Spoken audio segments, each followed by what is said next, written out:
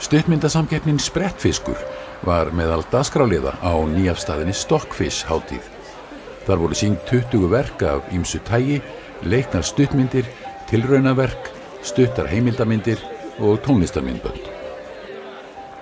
Flestar myndana voru eftir höfunda sem að stíga sín fyrstu skref. 2 verk báru af, annars vegar tilraunaverkið Flökku sinfónía eftir þær Jóni Jónsdóttur og Eyrúnu Sigurðardóttur sem kalla sig Íslenska gjörningaklúbbinn og hins vegar leikna stuttmyndin Fár eftir Gunni Martinsdóttur Slúter sem frumsýnd var á Cannes-hátíðinni í fyrra.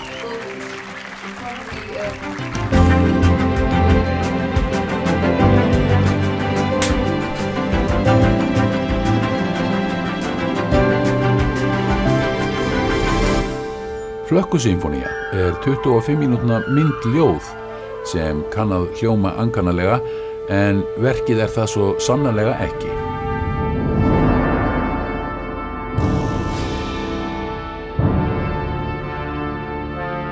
Þetta sterk sjónræn upplifun sem best að sjá á bíótjaldi, leyfa sér að hrífast með flæðinu og hnitmiðaðri samþættingu myndmáls, sviðsetningar, tónlistar og hljóðs.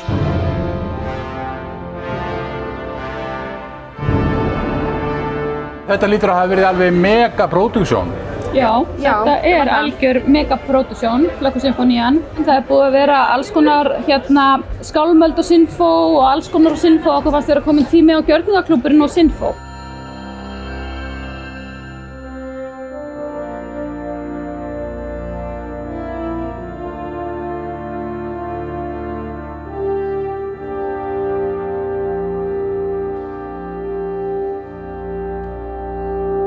Þetta svona abstrakt ferðalag í gegnum 7 heimsálfur líkamans.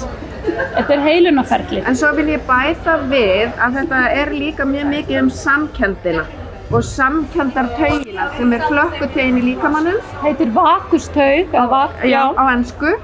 Og hún þannig, þessi taug, þetta stærsta taug í líkamannum, hún þannig ef hún í jafnvægi og af því hún heldur öllu saman í rauninni, að þá verður til samkennd. Þannig að ef allt fólk í heiminum passar upp á vakustaugin eða flökkutegin sé í jafnvægi, þá verður heimurinn betri.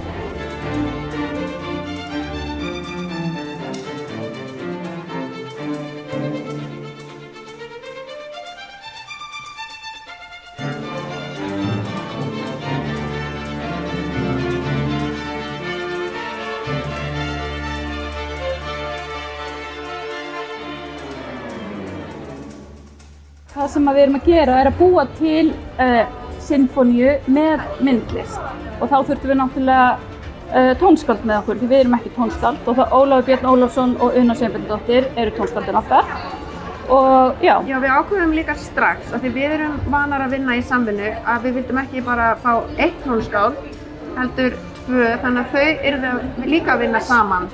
Það einhvers konar jafnvægi, það eins og með taugina það svona jafnvægi í öllu.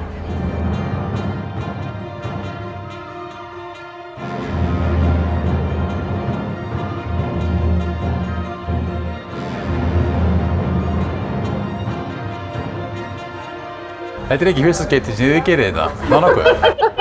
Við erum náttúrulega búin að vera að vinna saman núna í 28 ár núna á þessu ári og gera alveg ótal marga gjörninga, mikið af vídeóum og þetta svona stærsta pródúktið okkar í svona vídeódæmi og gjörningi í rauninni líka, bara með að gera gjörningin með sinfó og svona, þannig að þú veist. Og fyrsta sinn sem við stígum svona alvöru inn í kvikmyndaheiminn og erum til dæmis þetta fyrsta sinn sem við litgreinum með alveg professional litgreinara og það var svo mikið undur og stórmerki, það var unaðslegt.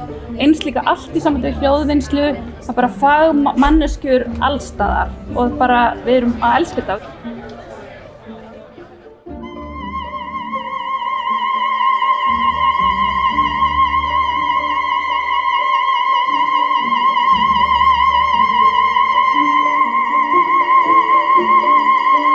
En fólk verður að horfa á þetta í bíó. Já, þetta svolítið mikið. Þetta til þess gert. Þetta til þess gert, 100%. Þetta til þess gert, en líka þegar við erum myndlistarkonur, að þá erum við líka að hugsa þetta sem stór og viðamikil vídeóverk í söfnum. Stórum svefnum.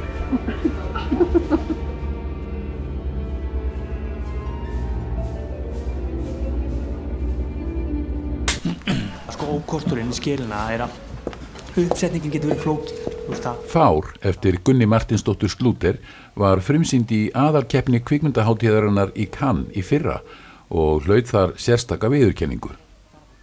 Það var ekki að ástæðu lausu, en ég byrjaði á að spyrja Gunni hvers vegna íslenskir bíógestir hefðu þurft að bíða eftir myndinni í næstum ár. Við stöndum á Stockfish, satt best að segja, og vonuðumst til þess að hún kæmist inn á Stockfish. Það bara hátíð sem að ég frumsýndi einu sinni aðra mynd og mér þykir vænt þess vegna tók þetta langa tíma, já. Hvernig þetta búið að vera reynslan af síðan Cannes og Cannes meðtalinni? Já, þetta búið að vera ómetanleg reynsla, sko, og bara mjög áhugavert að bæði svona smá læra inn á þessu festival, kynnast öllu því fólki sem ég hef kynnst og já, þetta bara, og fá kannski tækifæri á að sýna myndina þetta vítt, sko, þetta bara búið að vera frábært. Fár stutt, rétt 5 mínútur, en markviss frásögn sem byggir á tæru myndmáli. This film actually, even if it's just 5 minutes, we took time to make it. Both when I got the idea to writing the script and also the post-production. Actually, yes, it was about a 4 years process. Then I'm gonna also ask about you being in a film and why did you decide to be also on the screen and not only behind the camera? I wrote the film also, and I'm also an actress. And at one point I was just so connected to the film, and also because part of what happens in the film came from an experience which happened to myself. So the idea was there from the beginning to act in it. Svo þarf að byggja upp grind í kringum pottinn, klæðan og það þarf að bæði gípara og rafvirkja til að setja upp skelina. Hún í rauninni bara einn hlut, hún viðbragð. Hvað segir við því? Já, finnst mjög áhugavert að þú segir það, að því leyti, mér finnst þú meira að vera ákvörðunatöku, sko, ef maður tekur eina nýja ákvörðun eða breytir einu sinni út af vananum, en síðan hefur annað fólk túlkað bara mjög margt í þessa mynd, sko. Svona mjög marga strengi í rauninni. En mér finnst áhugavert að sjáir einn hlut í henni, því ég sé í raun líka bara einn hlut, sem kannski sé ákvörðunataka.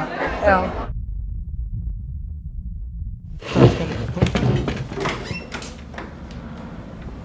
Og ertu byrjað að stilla upp í næstu?